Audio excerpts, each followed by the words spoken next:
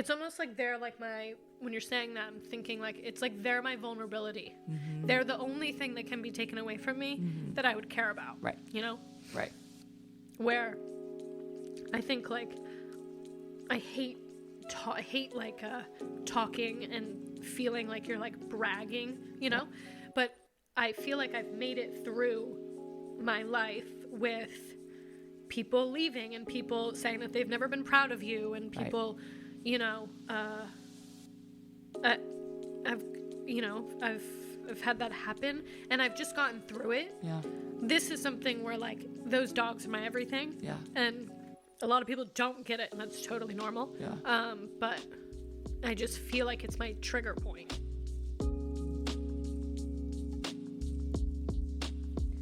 I'm Megan Armstrong. Welcome to Life 6 Feet Above. 6 Feet Above was created when I started to share my story of spending 16 years wanting to be 6 feet under, to now living a life full and happy 6 feet above. The more that I started to talk about my journey, my struggles, and my past, the more I realized people were genuinely interested and not judgmental at all, which is what I'd feared for so long. In fact, other people wanted to talk about their story as well, and for some reason they trusted me to do so. So the 6 Feet Above podcast is my way of helping to share other people's stories, finding out what works for them to create a life of happiness. Before we start this episode, I want to let you know it has some explicit language and some very serious subject matter. It may be triggering or sensitive to certain people. Please listen with discretion.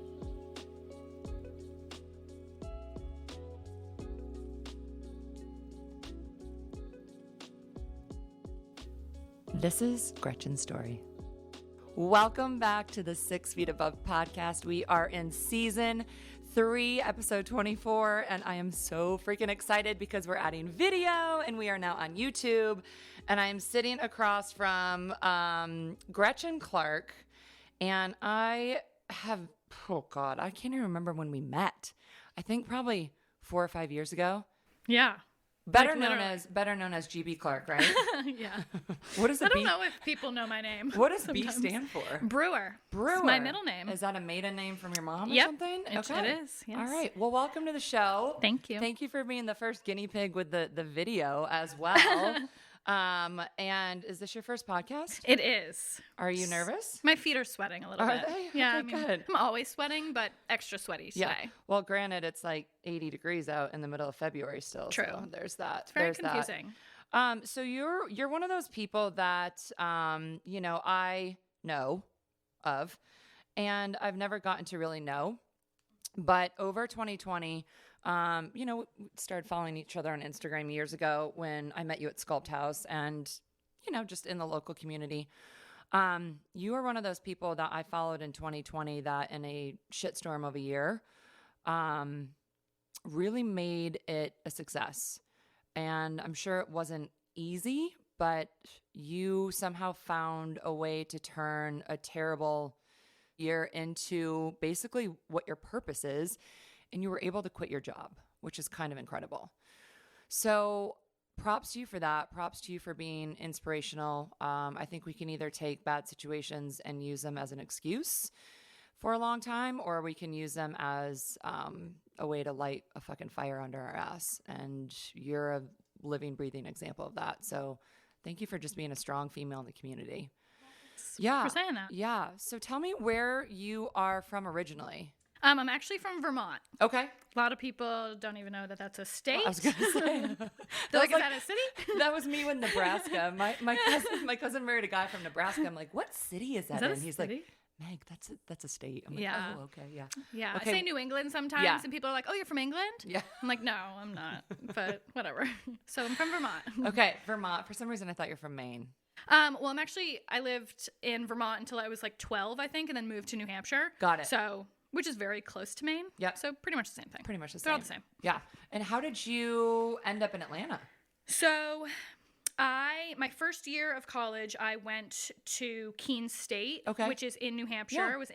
Was in the town that I was living in for a year, and then I literally closed my eyes and pointed to a beach in Myrtle Beach and went to coastal Carolina. Really? So yeah, didn't know anyone, just kind of picked up and went there. And then after I graduated school, I moved to Charlotte, and then I had a promotion that brought me down to Atlanta. You to Atlanta. Yep. So did you pick a beach because the weathers are so terrible in New England? Yeah, Yeah. and pretty much. And I'd been to places before, but Myrtle Beach just sounded like heaven. I was like, heck yeah. And now you're like, ooh, Myrtle Beach ain't so great. And now I'm like, ooh, that's dirty Myrtle. Yeah. So I'm from upstate New York. So I'm very familiar with those types of winters. Near Syracuse. Oh, okay. I've got family in south of Syracuse. Saratoga and all up there. But I lived in Boston for a year. Okay. And then I had friends that, one of my closest girlfriends, oh gosh, she's from New Hampshire somewhere. I can't remember where. But Nashua, Manchester. Nashua. Yep. That's it. That's about it. Yeah, you're like, that's all there is. Only a couple you can choose from. So you grew up in Vermont in a what type of household? Like, were your parents married at a young age? When did they have you? How do you have brothers and sisters? Let's just jump into it. Sure. So, I always say to people, I didn't grow up poor. Like, I had food on my table. I was able to play sports and such, but it wasn't, I guess you would say middle class. I don't know. Yeah. It was, just grew up in a little ranch in Vermont. And then when we moved to New Hampshire, we had, a bigger house, but just very normal, I guess. I have two brothers, and I have a brother and a sister. They're both older than me. My sister's 8 years older than me. She's like a professor, PhD, extremely smart. Went to grad school at Princeton, full boat, like wrote a book, all that kind of stuff. Really set the tone for you guys. Yeah, I was like, thanks. And then my brother, he's like a year and a half older than me. He just got out of the Army, car mechanic, like that. And then there's me. And my brother's very quiet. My sister's very quiet. And I'm kind of like the black sheep. I'm just like, like, what's up? But yeah, my parents were married. Dad's a firefighter, mom's a paralegal. Okay. And then in the 7th grade, they told us that they were getting divorced. Didn't actually divorce or separate until I went away to college. I was the last one. So really? Yeah. It was from... so like 7th grade is what, 12 or something, or 13? Yeah, somewhere around there? something so like for that. a good 5 years, they were just... Like, you knew they didn't want to be together, but they were still together? Yeah, it was... it's funny when anyone asks about it, because it was just so normal to me. Right. Like, my parents didn't speak. We didn't have family dinners. Like, really? We didn't... my dad's a firefighter, so he would work, like, overnight and stuff, and he would come home in the morning, and it would... Yeah, they just... they really didn't like each other.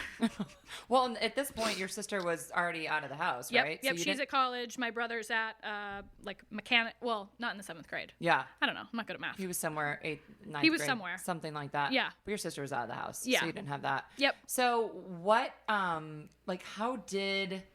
And for you, like you say, that's normal, and everything's normal growing up, right? However we grow up is the way that's normal, and then we get to be adults and we think that everyone else is weird because they didn't grow up the same way we did. Yeah. In reality, it's like, well, if you're not a little weird, you're weird. Yeah.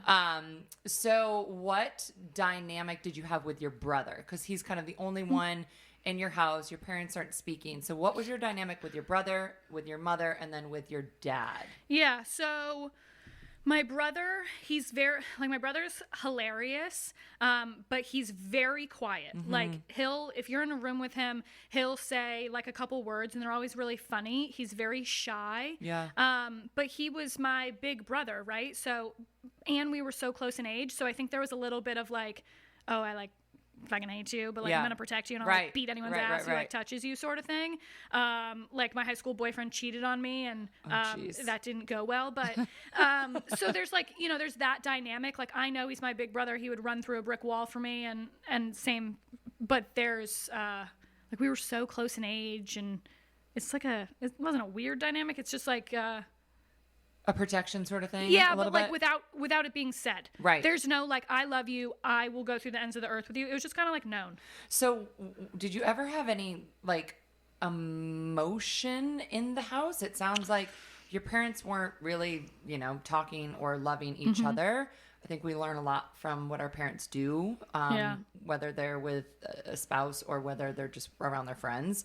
So were they emotional at all towards you? Not it wasn't like, so here's the dynamic of like my dad, right? He's like a 6'4", handlebar mustache, bald, like kind of like jaw. You've probably seen pictures of him on Instagram. Like he's like the most loving, like when he picks me up from the airport, when I would fly in from Coastal, he would be crying. Okay. Like he's a very like, you're fine. Like loving, man and like gentle, like giant sort of thing. And then my mom is very like independent, hard, not emotionally giving, I guess. I don't know if that's how you would say it, but very just like hard. Yeah. You know? Just not kind of like almost like just kind of going through the rhythm of life. Yeah. Right. Could say that. Yeah, she's quite I never want to like throw my mom under the bus and drag her name through the dirt, but she's a little difficult. Yeah, yeah. Which so I think just the truth. Some, you know, I grew up in a family where my parents really did adore each other, but I hated them.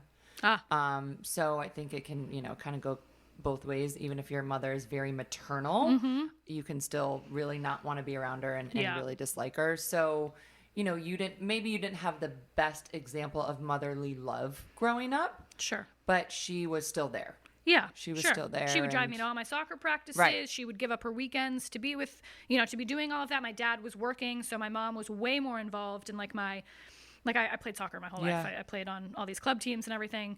And that was her, you know, maybe that was her love to me, was just the time. And she reminds me of that all the time, how much time she gave up for me. So do you remind her that it wasn't your choice to come into this world? No. I remember saying that when I was like 15 or 16 to my parents, and I'm like, it's not my fault you brought me into this world. Like, sorry. You know, you did this, mind you. Yeah. So it took them several years to finally get divorced. So what did that look like? It's funny. I was talking to my 5 best friends who know everything in and out about me before I came here. And I think that I black things out that not necessarily I don't want to deal with, but that I just don't care to like remember or think about or really like dive deep into, because I just never have and never really saw the purpose. Right. But I just remember, you know, so in the 7th grade, they sat us down, said that they were going to get divorced, and we were like, okay. And I think I also have a really bad memory, but I just remember being like, okay, like when? I remember like, you know, driving to school with my brother and being like, well, when is this going to happen? Right. Like year after year after year. And we're like, okay, I guess they're just, you know, I think it had a lot to do with like money and making sure that they could both like afford a place to live, that kind of thing. So, and then when I went away to college, they got divorced. My dad had to foreclose on the house. So they waited until you went away to college? Yeah. Have you ever asked them if they waited because of that? Because you were still in the house? And that actually brings up a really good point. Is like, we don't talk about it. Okay. I think that's kind of how I was raised. Yeah. Is you just don't talk about it. Yeah. You don't, my mom hates confrontation. I love confrontation. So it doesn't really work that well. But like actually when I was home for Christmas this past year, it was like one of the first times my dad and I ever had like a true heart to heart about like my relationship with my mom and all the, you know, bullshit that went down. Yeah. And he like cried his eyes out because he didn't know. And like we just don't talk about it. Right. It's like the thing. It's like, oh, like, you just like brush that under the rug. Like, which this goes for so many people, right? You don't talk about it. So quote unquote, therefore it doesn't exist. Yeah. It didn't happen. But you learn as you get older that those traumas are with you forever. Yeah. And until you're ready to like expose them and deal with them, and it's painful, but until you're ready to do that and make changes in your own life so that you don't repeat those same patterns or whatever, you know, it's always there. Yeah. So and I always say like everyone's got a story. Everyone's been through something. Nobody gets through growing up unscathed. Like everyone's been through something, but what you do with it counts. So when do you think you finally kind of took a good look at the trauma that you went through? Because it was different, not dealing with the emotions and stuff. Yeah. As an adult. Like, when do you think that do you think it was when you talked to your dad this most recent time where you actually like opened up emotionally? No, I would say, you know, when I first got to college, so when I first got to Coastal, I met my now 5 best friends. Okay. And, you know, it was at a time in my life when I wasn't talking to my mom. There were some harsh words. There was a lot of just shit. And I remember one of my best friends, Taylor, just being like, I can't believe you don't want to jump off a bridge right now. And, you know, if it, like, I get so emotional when I talk about them because they literally got me through, you know, shit. Yeah. That was my life. But I think I've always known that, like the relationship with your mom that's your mom. Yeah. You know what I mean? And when it's estranged or hard or uncomfortable, it's like that affects you as a young woman who just picked up and moved to a brand new city alone. Like, when I moved to college, I didn't know anyone. Yeah. And it was a brand new city. I was, you know, a 3-hour plane ride from my family. Right. And so to answer your question, I think that I've always like known that it was something, but I really just focused my energy on other things. And it's probably why I have like an addiction to working. Right. But, you know, everyone deals with things differently. But to answer your question, I think I've always known that there was like issues and that my life, and it's from, you know, people telling me like, oh my God, like, wait, what? That's like, not normal. That's not normal. Yeah. Oh my gosh, I thought you were this like silver platter spoon girl. Like, you know what I mean? And I don't know if I did a really good job of hiding it or if I just put my head down and got to fucking work and distracted myself. But I think I've always known that there's just like a little different about me or something. Did you put yourself through college? Oh, yeah. Yeah? Yeah. I worked probably 40 hours a week as a bartender. Okay. Like, out of my friends, you know, their parents gave them money, and that's amazing. I didn't have that. Like, I was financially cut off as soon as I left. I've been working since I was 15, like, under the table at a jewelry store. Worked at Panera. Shout out, best place on the planet. My favorite job. Love an assembly line. It's weird. But yeah, I've always just been I've always had, I didn't have a choice, you know? There's people who maybe they like to work or they, you know, work here and here. I didn't have the choice. If I didn't work, I wasn't paying my rent. I had a car. I had, you know, I had to buy my food. I didn't have that. I was never given anything. I was never, hey, if you can't pay your rent, just give me a call. No. Like, if you can't pay your rent, then you're going to get evicted. So there's just never been another choice. I've never known anything different. And you worked in high school, basically, too, right? Oh, yeah. Yep. And do you think you worked so much because maybe you didn't have like, looking back and hearing your friends say, oh, that's not normal, like, maybe because you didn't have that family dynamic? Filling space or something? I mean, you know, when I was 16, they're like, oh, you want a car? Like, go buy one. So, you know, I made $5.25 at $1 an hour at Panera and worked real hard. And made it work. And my car, my first car was a Saab, and if it went, you know, like a, you know, and if it went over 45 miles an hour, it would like shake violently because, you know, the alignment was off or whatever. So it was super awesome. Real driving safe. To school. Real like, safe, especially in like 2 feet of ice. Of ice. You're like, So you get to college and you meet these girls that basically become your family because it sounds like you never had that family dynamic within your own family. Yeah, and I mean, I like knew, you know, that like this is my family. Like, you know, I knew my parents were my family, and I had a brother and a sister. It was just not, you know, I always got so like jealous, right, when people's parents would come visit them or people's siblings would come visit them at school, and you know, their parents hosted graduation parties, and that just wasn't my life. Yeah, and it's fine. Like, I always, and I think that's part of like my problem, but I'm always like, oh, it's fine. Right. Like, it's fine. Right. That's just what it is. I'm never like, I hate people who play the victim. Yep. I hate people who complain. I hate people who blame other people. Like, I am the way I am, perhaps because of things that have occurred in my life, but it's not like, I never think like, oh, that happened to me. Right. So like I can blame my shithole attitude on them. Right. Did you ever, when people would come visit your friends and their families and whatever, did you ever have this like, woe is me moment where, you know, you see them hugging and kissing and they say, I love you. Like, did you ever crave that? Or was it just like, this is the way it is? I think I was just like, this is the way that it is. Like, this is a really weird example, but you know, when you're in, maybe you do, when you're in high school, right? And you go out to eat with your parents or your friends' parents, and they, like, the parents are like, oh, Gretchen, like, what do you need? Here, I'll pay for it. No worries, blah, blah, blah.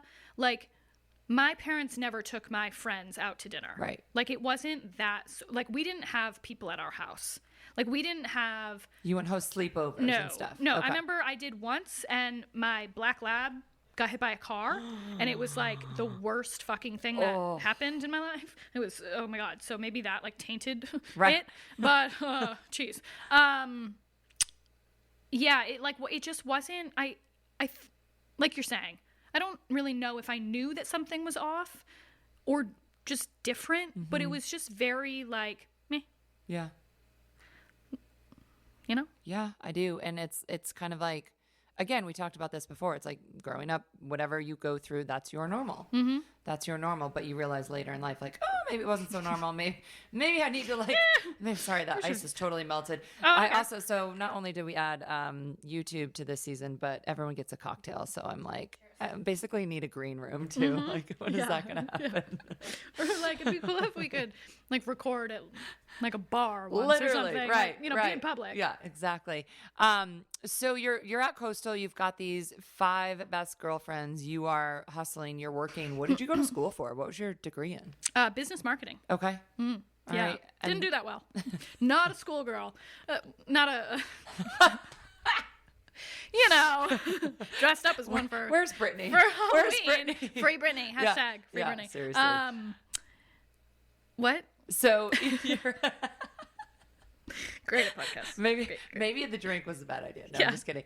So you're at Coastal. Yeah. And you're working. Yeah. And your major is business marketing. Business marketing. Yeah. So not a school person. Yeah. Like don't like to read. Don't really know how to read. Not that great of it. But I just want everyone to know. Don't choose maybe not to send your kids to Coastal Carolina, because that's where people retire. So they're like retired professors who don't give a shit. Right. And they we would write papers and they would all be the same. We would just copy and paste from each other. And they would put like 100% like little smiley face sticker on it. And you're just like, what the fuck? Like, and I'm in 4th grade. And what is going on? Did you go home to visit at all? This isn't good. I see my parents once a year. And I have since I went away. And could be my fault. Now, it's actually funny. In the last 3 years, my parents have visited me more. But my parents also don't have the financial ability to just jump on a plane and come visit me. Yeah. And, you know, so I can't really hold that against them. So I would go home for the holidays. You know, I'd fly home for Thanksgiving and Christmas. You know, obviously I would pay for it. Like, here's another thing that is totally off topic. But like when I go, since I have been in, since I've been like 8, how old am I? Since I went away to college, when I come home and I go to dinner, I pay. And when I'm around my parents, when we go to the grocery store or something, I usually pay. And not that everything has to do with money, but that's a different topic. Yeah. But I just wanted to, I didn't know it was odd until so many people told me that it was odd. Right. And, I don't know my point. Why did you feel responsible to pay? Why do you feel responsible to pay? So without like, you know, just again, dragging my mom's name through the dirt, a lot of our relationship is built on guilt that I've learned. And to like sum up my mom, she doesn't know if her parents are dead or alive. She has 4 sisters. I've never met them. She doesn't know where they live. Wow. So she's never really had a relationship with her parents as an adult. Okay. So I don't really, I think she struggles with that and doesn't know how to do it. So there's, and I don't like to say this myself, but my friends will say it all day long, is there's a lot of jealousy. From your mom? Yeah. Towards you? Yeah, like she'll unfollow me on social media a lot and like block me, and then I'll ask why, and she'll say, I just can't stand to see you doing all these things. And because she's upset she didn't have that growing up, or doesn't have that success, or something's going on, right? So she has very bad depression. Okay. She has seasonal depression. She lives alone. She's never been remarried. And it's been a lot of, you know, like this is going off topic again as always, but I've done a lot of cool things in my life. I've done a lot of what I consider successful things. And I have never like been able to brag to my mom. And that's very odd. Yeah. That's a very like weird, and I don't mean to like complain or like say, oh, you can't brag, No, but blah, blah, that's blah. But like, it's a weird, that's the dynamic. Yeah. Right. So what we talk about, and I financially support her, and that's fine. But, every single conversation that we have is, oh, I wish I could go to Hawaii. Oh, I wish I could do that. Well, I would do that, but I can't afford it because I don't make enough money. And it's so when someone says that to you all the time, and you know that you do well for yourself, it's really hard for me to sleep at night knowing that my mom can't afford her prescriptions when I'm here about to buy a Range Rover. Right. So I don't know any other way to feel than guilty. Yeah. So which makes total sense. It sounds like she is living in the poor me mentality that you hate so much, right? Yeah. So you're complete opposites, but there's something that still you feel responsible to help her because she's your fucking mother. Right. Exactly. But on the other hand, your mom, the human being that literally brought you into this world, doesn't support you the way a mom, quote unquote, should. So there's this like weird dichotomy, this weird, like, it's almost like, 2 totally opposite ends of the spectrum that you're dealing with and have had to deal with it. 'Cause it could be very easy for you to just cut her off and be like, deuces, I'm out of here. Kind of like she did to you growing up. Right. But it sounds like you've taken the high road and you still want her in your life. So you're not going to do that. And maybe there's hope for her that one day she'll kind of look internal. And, I went through 16 years of depression and bipolar and eating disorders. And I hated everybody. I was so mean and so miserable. And I had the mentality of, oh, must be nice. I remember when I turned 29 and I lived in LA, it must be nice to be married and must be nice to have the beautiful. And it was like, that's all I kept attracting because that's all I was thinking about. And I listened to I used to drive around to teach swim lessons in LA you name them, I've been to their house, totally separate podcast. But I started listening to The Secret, and I thought it was such bullshit. And I was like, this is such bogus. Like, oh, I'm just going to think about the things that I want. And I'm like, I was so miserable though. And I didn't want to kill myself, but I wish that I didn't wake up. And I'm like, okay, I don't want to live this way forever. And I finally at 29 was like, I need to do something. So I'm like, let me just listen to it subconsciously. So I think when someone is severely depressed, until they get to that point, they don't have the capacity to realize what they're actually doing. And 100%. I feel bad for your mom. Like that same. sucks. And I feel bad for you thinking that you have to take care of her, because you've busted your ass to take care of yourself. Yeah. But it sounds like you're blessed enough to help her too. And maybe one day she'll look in the mirror and be like, this is all me. This is my responsibility. This is, my parents left and I don't know my siblings. And like, that sucks for me. And what happened to you is not your fault, but what you do with it is your responsibility. And she hasn't taken responsibility for it yet. Yeah. And that was also her choice. Correct. She left her family. Oh, she left her family. They didn't leave her. Got it. So. Okay. And yeah, everything you're saying is obviously spot on. But yeah, I struggle with, I just feel bad for you. Yeah. And, my friends are always like, you can't just you can't let someone emotionally speak to you like that or treat you like that. Like your mom just isn't supposed to just not answer your phone call for 2 weeks. Right. Because she didn't like, something. How do you deal with that? So what if you're going to have so many people that are going to reach out because they're in the same boat. Yeah. And they're probably embarrassed at 14, 15, 16 years old. I mean, I have a lot of young listeners. Yeah. Because that's where it starts. This is where our emotional, attachment or detachment starts. So what would you tell somebody listening that's struggling with their own parents and how they're not getting that love and getting what a parent should give?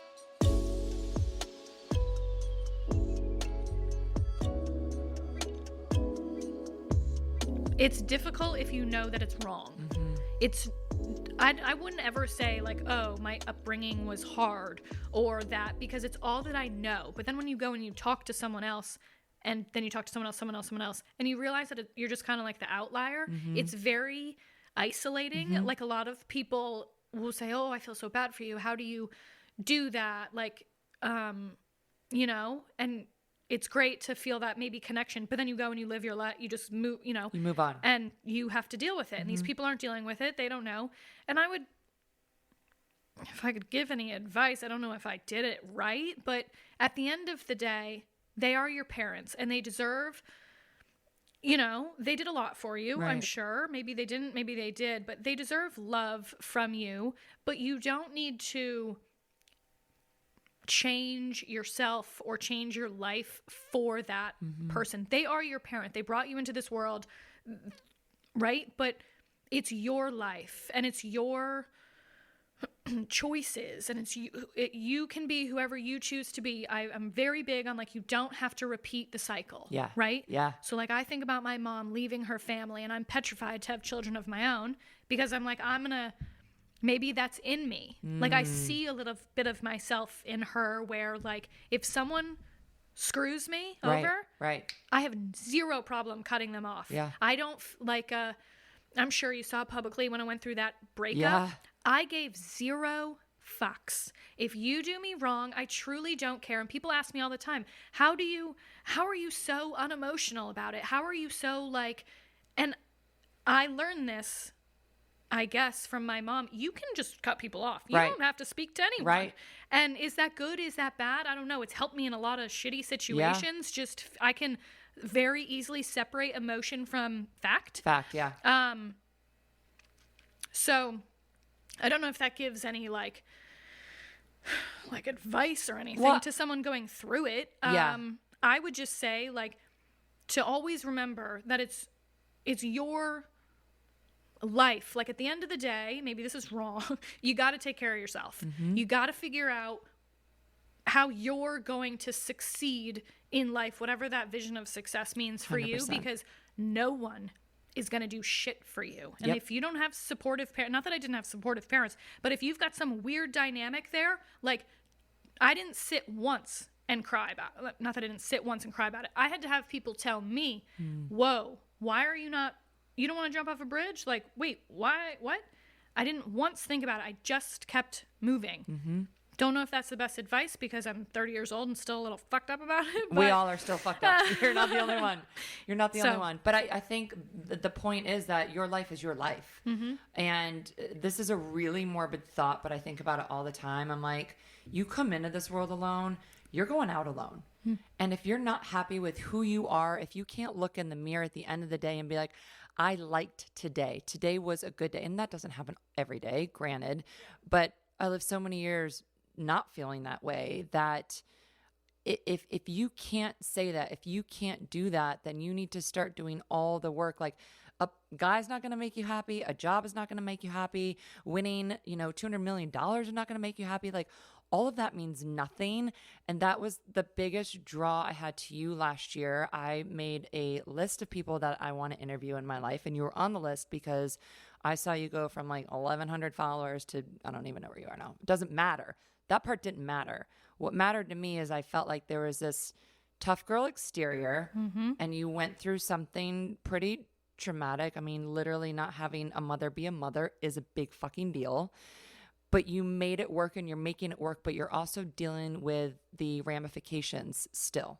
It's not like you're like, oh, I've dealt with all the emotions and I'm through it and I'm over it. No, you're still in it, and you're open about it. And that's why I was like, I want to talk to you, because I think there's more to GB Clark than your fucking, products, right? Sure. There's your life. Yeah. And at the end of the day, like, the one thing every human has in common is emotion. The emotional connection. Pain is pain, grief is grief, sadness is sadness. Different things cause it for different human beings, but the emotion is the exact same thing. So if we can start to connect to each other on an emotional level and make it okay to talk about, because it's life, then the more, especially after a year like 2020, when more people killed themselves last year than ever in history. If we can talk about that and make it okay to talk about, and figure out, okay, what works for Gretchen, what works for Megan, what's take little bits and pieces from our lives and expose that and say, this is what I've been through, this is what I'm going through, this is how I made it work. Like, that's why I wanted you on. So now and we're going to kind of loop back to your mom. I want to leave that for a second, but I think that's huge. I think, we look at you and it's like, you're gorgeous, you've got this and that, and it's like, okay, but I've got this that you don't really know about, and I'm still dealing with it. And if I call my mom at 9:00, she answers on the second ring like, oh my God, are you okay? Yeah. You don't have that. Yeah. That sucks. Yeah. That does suck. And I think it's also okay, you mentioned whether you think this is right or wrong, you just kind of move forward. I think it's important because you're going to have women that are not like you at all. You're going to have women that dwell in that and that are really, really sad. And I just want to say, like, that's okay too. Yeah. But you have to at some point pick yourself up. If you stay in that poor me, that negative space, it's going to spiral. You're going to get into it. So you're going to make me cry now. I'm a crier. Yeah. Oh God, I cry every day. So mad. Just over stupid shit, but every day. That's okay.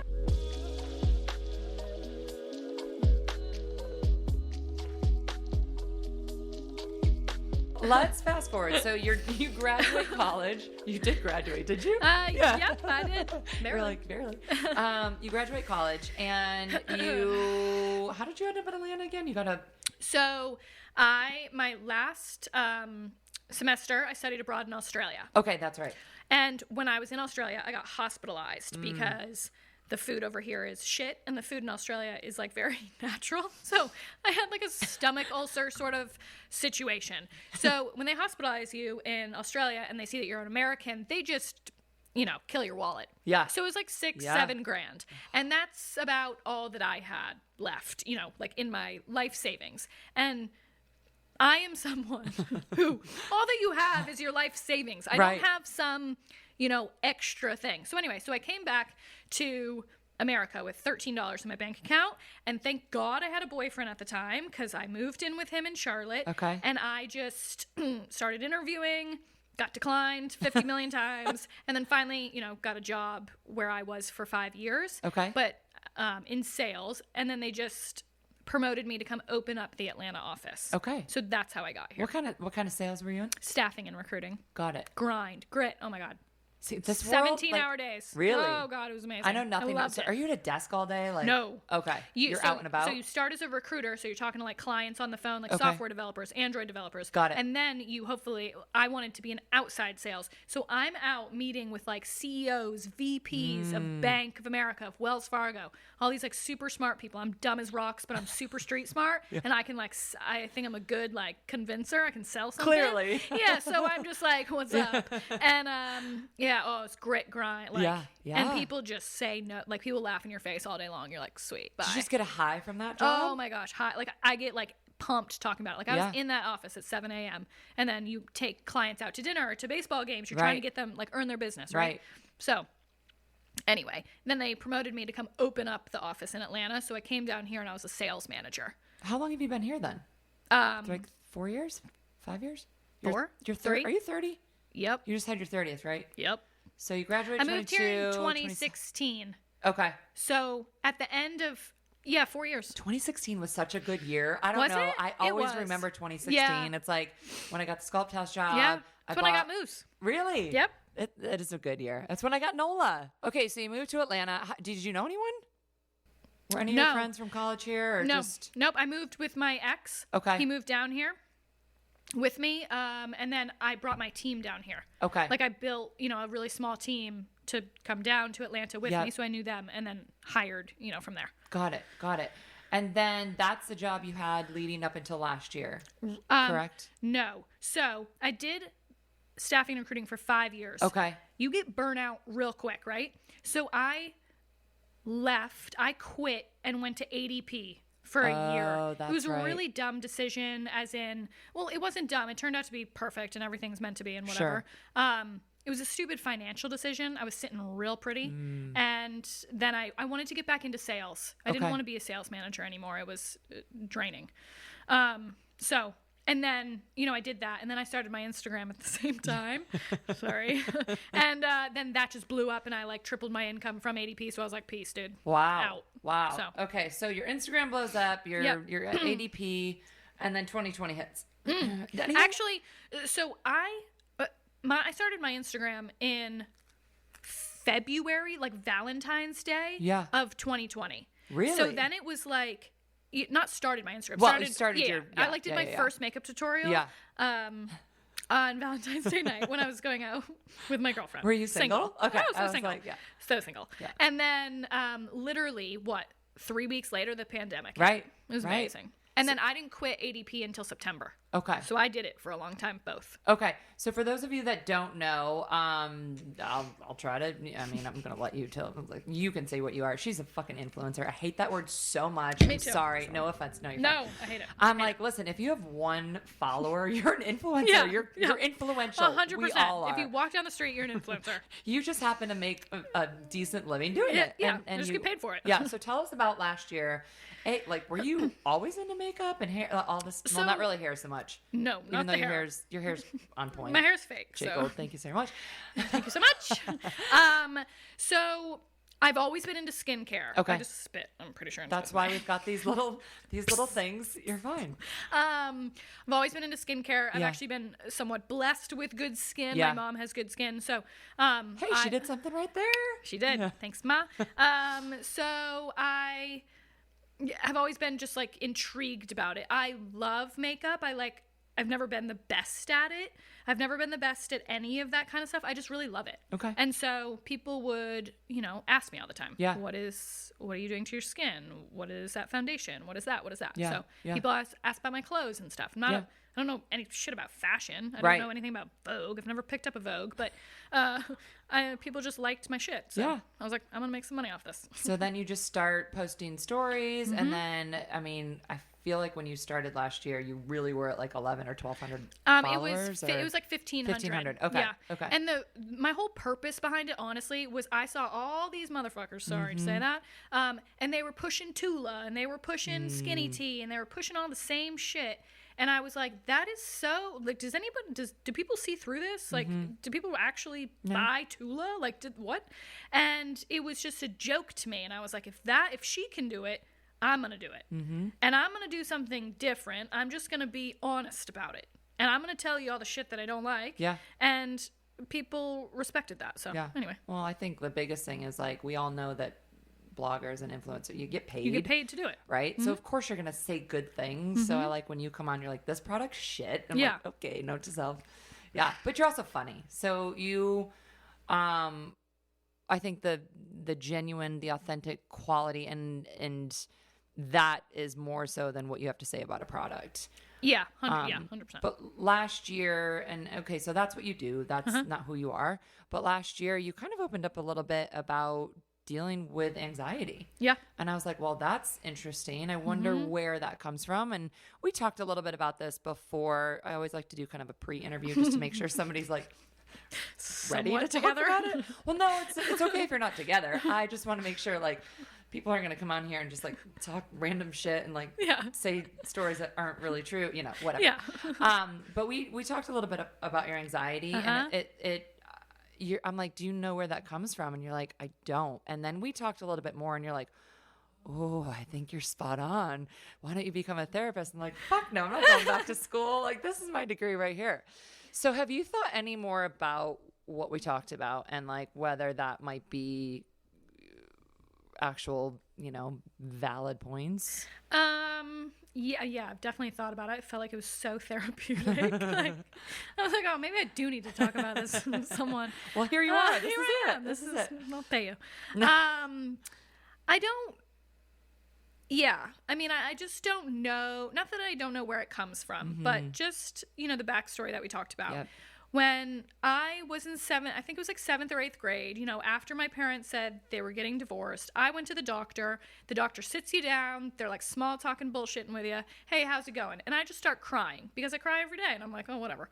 And the doctor was like, oh my gosh, like, what's wrong? And I was like, I don't know. I'm just crying. I just leave me alone. Like, you're asking very pressing, how are your parents? And I'm like starting to cry because I'm like, oh, they just told me they were getting divorced. Like, I don't know. Not so good, it's actually. It's not that great. Yeah. Like, thanks a lot. And then they were like, oh, well, you're depressed. And they put me on antidepressant medication. They put my brother on antidepressant medication. He tried to kill himself a couple times. And I took it one day and didn't speak for 48 hours. And I just dumped him down the toilet. I was like, okay, like, this is not for me. And so I've always been a little, like, scared, I guess, of doctors, therapists. I just feel like someone's going to tell me that something is, like, more wrong than what's actually wrong. Yeah. And I'm like, I'm good. Like, I don't want to. So anyway, I have, you know, I wouldn't say it's crippling anxiety, but I'll, like, be driving down the street and, like, have to pull over and, like, hysterically cry for a couple minutes. And then I just, you know, move on. What kind of sets you off? Like, what do you think about like in that moment when you're like, I have to pull over, like, do you remember like that last thought? So the last time it happened to me was I drove home to I remember that, to home for Christmas, which took how many hours? 19. 16 on the way back. I made time. Jeez. So a long time, but I wanted to drive with my dogs. My 2 dogs are my everything. They're like my work, my career, and my dogs are most important things in my life, right? So I was actually going to fly home for Thanksgiving, and then I was going to come back, and then I was going to drive home for like 3 weeks with my dogs, so they could be up there. But in order to fly, I have to leave my dogs. Yeah. And for some odd reason, the last thought was just leaving them. And I think they're a little bit like my security blanket. So I was like, oh my God. And I lost it. This is at Thanksgiving. Yeah, this is like a day before my flight. Oh, you booked everything was everything was good to go. And I was just like, sorry, I can't. And this is actually an odd point, but I called my mom and I told her. And it was the first time I can ever remember in my life where my mom was like, it's okay, I totally understand. Really? And your feelings are very valid. Really? And I get it. Do what you need to do. And it almost took like a turn in my head. Yeah. And then, you know, a week later she stopped talking to me for 2 weeks because I fucking said something. So who knows? But you know what I mean? It was really, but for a split second. I remember it. Yeah. And I told all my friends, I immediately called all my best friends. Aww. And I was like, oh my God, my mom, like, support, not that she doesn't support me, but she related. Yeah. And it was like I felt like a daughter. Yeah. I felt comforted. I felt like taken care of almost. And I think I've just spent like my whole entire life I just take care of myself. Right. You have to. Like, you can't just fucking what was I supposed to do? Right. You know what I mean? So in that moment I felt like a little kid. Like a little, you know. Anyway, it was cool. So in a moment where you're like so sad about not being able to go home and like having to stay here, it was actually okay because your mom could relate. Like, she showed compassion for something that you were going through, which is what it's all about. Once we understand other people, we can show them compassion and grace, and like then we stop judging so much, right? So you stay here for Thanksgiving, and then cancel your flight. 2020 was nice because you could cancel a flight and get your money back. Yeah, exactly. So I was like, get your money back. And then Christmas comes along. And had you already planned to drive home at that point? Yeah. Okay. Yeah, that was like the thing. Yeah. And then I drove home, and it was, yeah, it was fine. A lot of, I don't know if we're going anywhere. Go, but, go my friends are asking, oh, how is she? Like, whatever. And, you stayed with her. Yeah. So my dad's remarried. Yep. Love my stepmom. And she has my stepsister's 16. Okay. And so they live in a house, and there's just not a lot of room. Right. And so my mom has, she lives alone, so there's more room for me to stay. So I stayed with her, but I would go over to my dad's, every day that he wasn't working. And it was, it was fine. My friends would text me and be like, hey, and it's just, my mom, to sum her up, like, just difficult. Yeah. Just, if you don't say it's like walking on eggshells. Right. Walking on eggshells around your mom is weird. Yeah.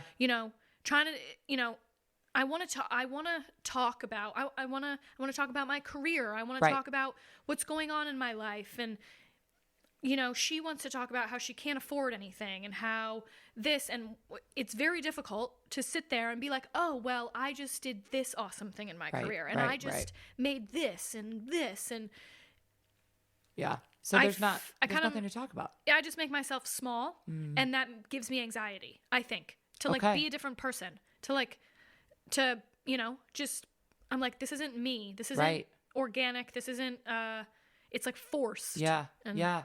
So you feel like you're basically pretending to be someone else underneath your own mother's roof. Yeah. And honestly, when I was home, I think I've just grown a lot as a person, especially in 2020, and especially, honestly, with my Instagram. Yeah. Because I get so much praise for being me, which is not that that's rare, but people are shocked. Yeah. It feels like when I'm so confident and I'm so just like, when like you do something every day. Yep. And it's not shocking to you, but then you share it with the world and it is shocking because it's not the norm. That has been very powerful to like my life. Yep. Like I always say this, but like my followers, my Facebook group, all of that has, like, they have changed my life more than I have changed theirs probably. Because speaking about myself and what I think, all that has just made it like more powerful and made me want to keep going. Whereas I think maybe I have shared things and with, maybe let's just say my family, and they haven't necessarily been like, wow, it's more like, oh, well, I wish I could do that. Right. I don't have the guts to be in sales and make that much money. And it's like, yep. Okay. Yep. You're like, and conversation is over and we're done. And we're done. So I want to go back to one thing about the crippling anxiety you had about leaving your dogs. It physically was just about leaving them, correct? Or was there other stuff? I don't know. Yeah. Like, I think, I'm petrified to go to therapy. My friends tell me I should go all the time. And I just don't. I really think that there's more to my feelings and more to my past, that I just truly black out and don't want to talk about because I don't want to face that shit. Yeah. Because I never have. And I'm doing okay without it, you know? Like, yeah, do I have to pull over on the side of the road and hysterically cry for a couple minutes? Sure. But to me, I'm just like, fuck it. Like, that's not a big deal. Put your big pants on. Right. Like, let's go. Right. So, I'm sure there was more. You mentioned something when we spoke originally about, like you'll drive to the gym and like have to turn around and cancel your class because you're afraid of your house burning down or something happening to your dogs. And I kind of made this like, random thought that like, hey, I wonder if you've never had something love you so much that the way that you feel about your dogs, you've never had someone feel that way about you. So you almost put yourself in your dog's shoes, like mom's gone out of the house and what do we do without her? Because you've had to live that way without your mom. So I'm wondering if that's like maybe a little bit of the anxiety is it's like this role reversal. And yes, anyone that's like, oh, they're just dogs, like don't talk to me because my dog is my life. Like I literally, I wouldn't have gotten through the past 2 years without her. But I'm wondering if the anxiety comes from the one thing that you have control in your emotional life is the love for these dogs. Yeah. And losing that is the biggest fear, which anxiety is fear.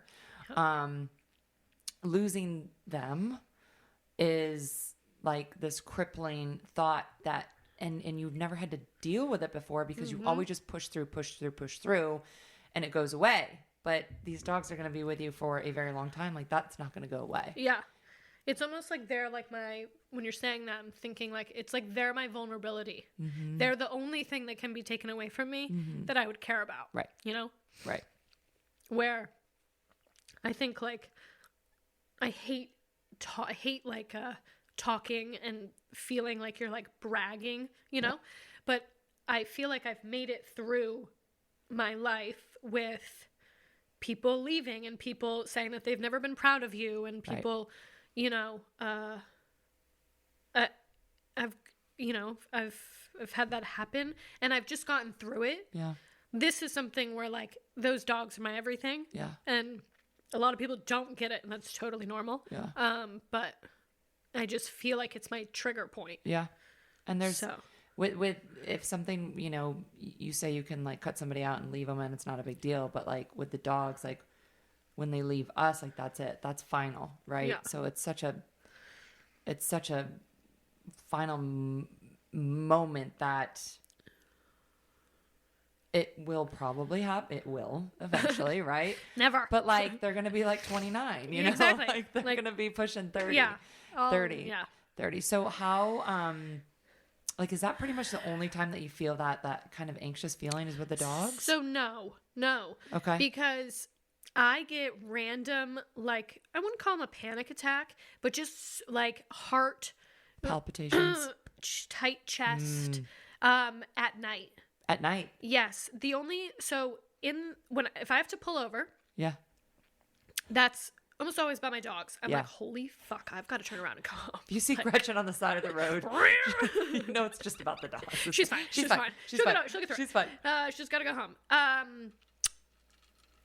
I don't know what it is at night, but there is it like happens around like 11:30 and I just get like, and it probably only happens like once every 2 months. Yeah. But I have no idea what it is. And I just breathe and literally like my dogs are, 95 pounds each and I pull them up on me and they're like a weighted blanket and I just stare at the ceiling and I breathe and it goes away. Mm-hmm. It obviously goes away.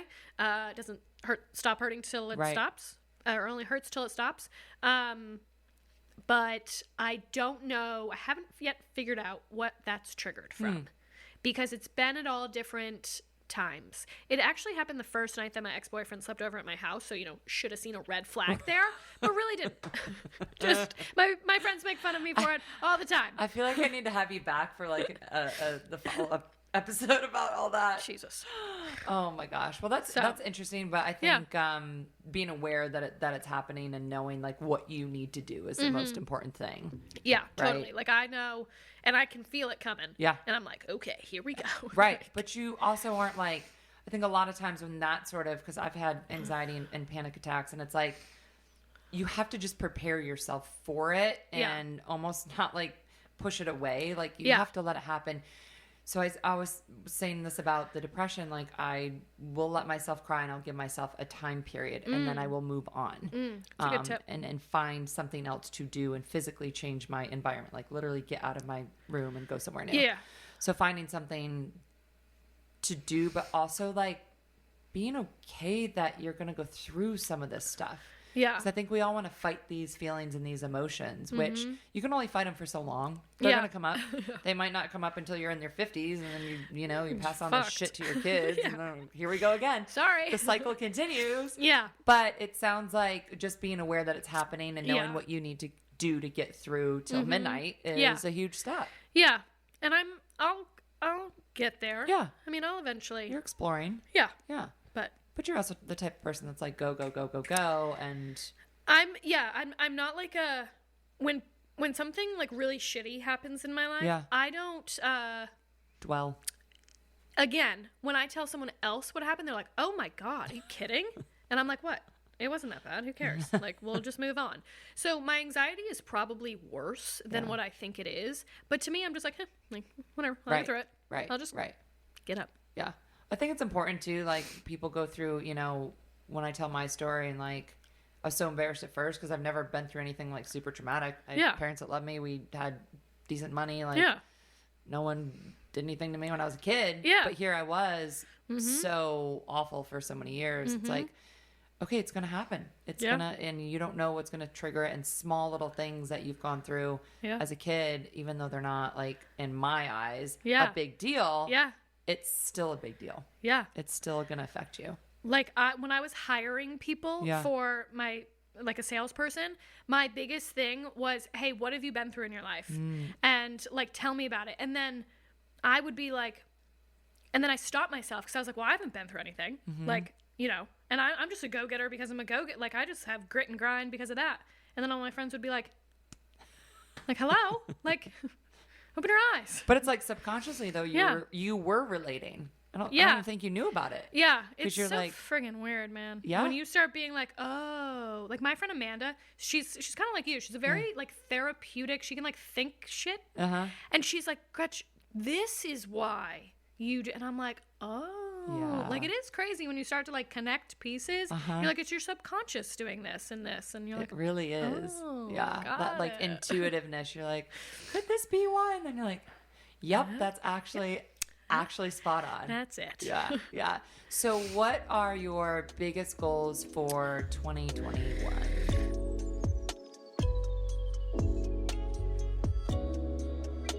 I have some financial goals. I have like a investment goal. And I would like to buy my Range Rover that I keep dwelling on. I would really, so I know followers don't mean anything, but I think that I have created something maybe a little bit different in my Instagram that's very like personable. And it's authentic, and it's very, like, I love my, I am excited. I talk to other influencers, and they're like, oh, my God, my followers are so annoying. They're so this, blah, blah, blah. I love my followers. You know what I mean? They're amazing.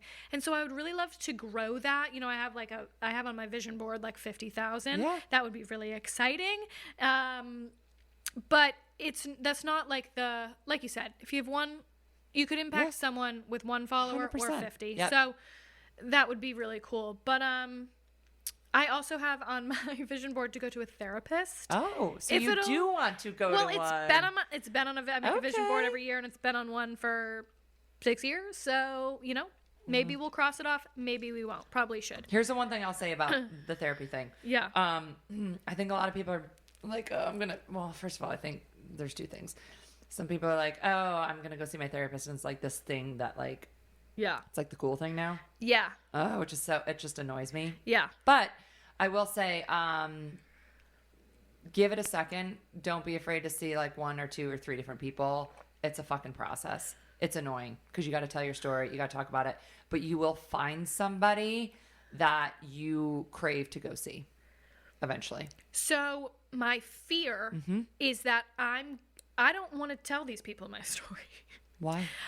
Because I don't want to talk about it. Okay. In a therapeutical, I just have this, is that a word? I just have this vision that someone's going to be like, you, just like that doctor when I was in 7th grade, you're depressed. And then did that. And then I have that someone's just going to, psychoanalyze you. Yeah, and be like, and put you in a box. Well, no, that they're gonna tell me that that something's really wrong. Like, and I've gone through my whole life, and I've been good just dealing with it on my own, where I don't know what it is, but it's like I don't want someone to tell me that it's worse than it is. And that's my fear, is that someone's not going to be like, okay, like, yeah, that's all right. Yeah, if you just did this and this, I have a fear that someone's going to know every single thing about me, and they're going to be like, bitch, like, you need some help. Yeah. Well, and I don't. That's when you say, well, that's why I'm here. That's why I'm here, and I pay $600 an hour. If you're going to tell me that there's something wrong with me, I'm going to see the next person. Yeah. Because their job is not to say whether you're wrong or right. Their job is to be like, okay, let's explore why you feel this way. Yeah. So that we can feel better. That's it. That's really what you should look for in a therapist. So I feel like I am like just, somewhat messed up. Yeah. Like everyone is. We all are. And do I want to face it? I don't know.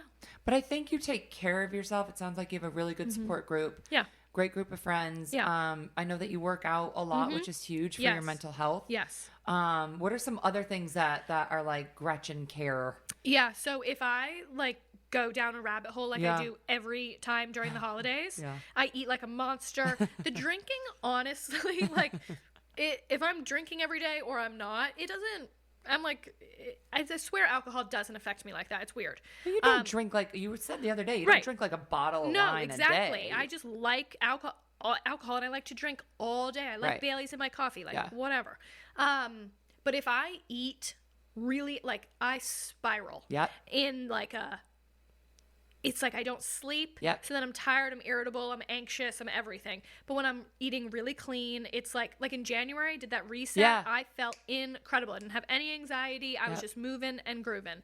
I am big, and this is really vain, but if I look like trash for too long, it starts to like we've been working from home. Right. Some days you just got to get dressed. Yeah. You got to get out of the sweatpants, even if you're changing the sweatpants. And they're like fancy sweatpants. I have 7,500 pairs of fucking sweatpants. And I'm sure everyone does after the pandemic. Like my top sellers as an influencer are fucking sweatpants. I'm like, what are we doing? Hashtag 2020. Ooh, 2020. So anyway, that helps. Yeah. Like your mental state of 100%. Just get it together a little. Put on some makeup for nobody, like your neighbors. Just...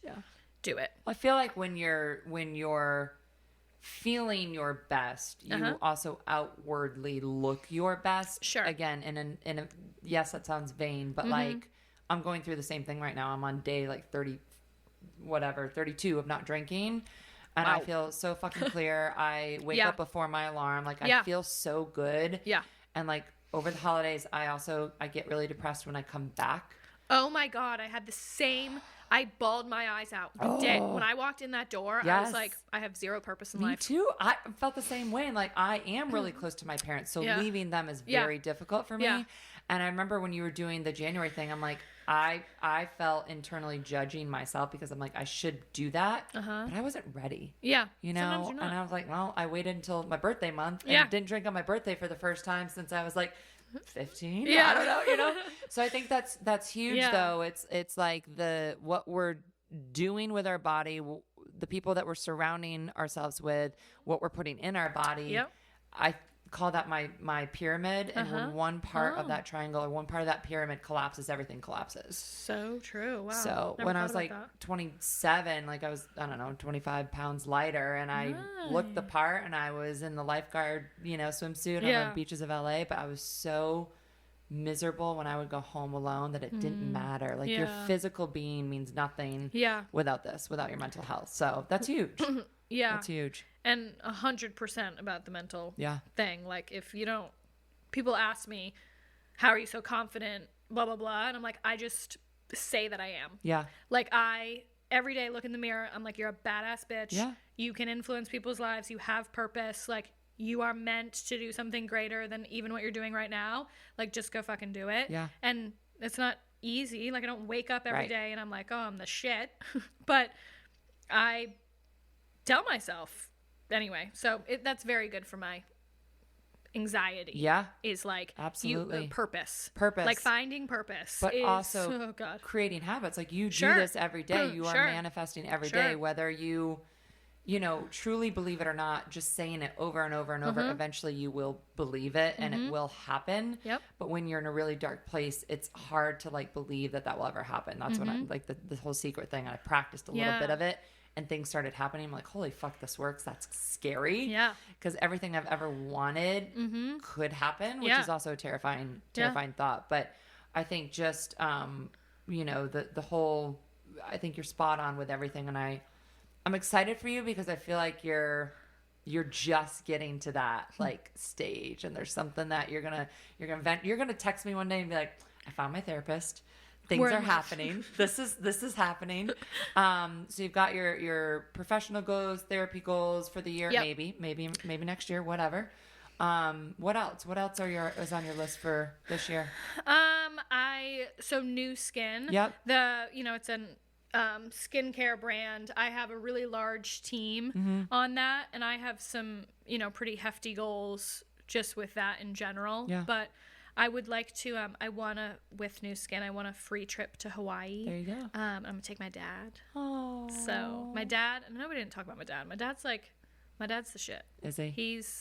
He's like my rock. We've become extremely close over like the past 5 years. But you weren't really that close with him growing up because he was super busy. He was super busy. As firefighter works, right. 48-hour shifts. Right. So it was, I'd get home at 7 a.m., go to sleep sort of thing. Are you pretty similar to your dad?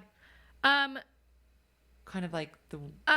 Yeah, so I get my work ethic from my dad. Like, he's a retired firefighter, and he works probably 70 hours a week. Oh, wow. Like, he loves to work. He loves to do that.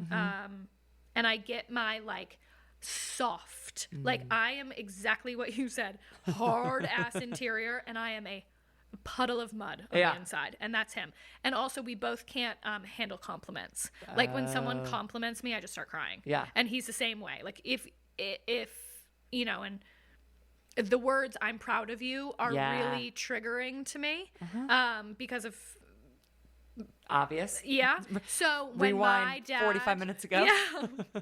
My dad, he tells me like every single day, "I'm so proud of you. I love you so much." Like he is over the top, and I think I get my over the top love from him. God, we need more men like that in the world. He's such a jolly man. Right, I love him. Oh, I would love to meet him one day. But you've gotten closer over the past few years. Yeah, it's just been like when I moved down to Coastal, he drove with me down there. He made sure that I was all set. And I think he feels, not a lot of guilt, but he feels after this conversation, we talked about this before, that we had at Christmas this time when I kind of told him some details about my past that he didn't know about. Right. Now he feels he checks in on me every single day, almost like multiple times a day. That's the whole point. Like people don't know if you don't tell them. Yeah, exactly. Right. So I'm glad that you guys had that chat and that talk. And do you think he feels like, have you ever talked about like your parents' relationship or like why the divorce happened or anything like that? Have you really emotionally connected to him about your past, or has it mostly been about kind of what's going on now into the future? It's kind of, that's a good question. It's more of what's going on right now. Okay. Because I was just sharing some frustrations that it's just like nothing's changed. Right. So it's like we could talk about the past, but it's the same as the future. Right. Or the same as the present. So, yeah. But yeah, you're very right. And if you don't tell people, they don't know. Yeah, they don't know. Yeah. So, well, I'm really incredibly grateful that you came on and that you're so open, and that you shared your story and that there's more to you than this person we see on Instagram, and that you're a legit human who, you fucking busted your ass since you were young and you've made a life for yourself. And either we can choose to play the victim forever, or we can look in the mirror and be like, okay, you have to do this. It's your responsibility. If you want to be happy, if you want a good life, if you want to be successful, it is on you. And really, like, it's kind of a tough love mentality, but that's what has worked for me. Yeah. But until people are ready to look at themselves and kind of take that all in, they're going to stay the same. So you got to give tough love to yourself. 100%. Love that. Where can we find you? At GB Clark. My motto is don't be a dick. Don't be a dick. Everyone, take today and don't be a dick. Listen, 2020 was an awful year, but the thing is, like, it was awful for everybody, and nobody's more important than anyone else. Yeah. So if you're a dick to everybody, like, you're going to attract dicks. Not the good kind. Not the good kind. Unfortunately. I like that. So GB Clark on Instagram, you are episode 24 of the 6 Feet Above podcast. Thank you so much. Thanks for having me. You're welcome. Thank you for listening to this episode of the 6 Feet Above podcast. I'm your host, Megan Armstrong. Subscribe so you never miss another episode, as a new episode is released every Tuesday. And if you're enjoying the series, please give us a 5-star review on Apple Podcast. Follow the show on Instagram at 6 Feet Above Podcast to keep the conversation going, and feel free to reach out to me directly at Megstagram11. This episode is a product of Audiographies, produced by Megan Armstrong and Denora Sepolia, edited by Jacob Smolian, and the music is by Keenan Willis. Funded by yours truly. I'll see you next time.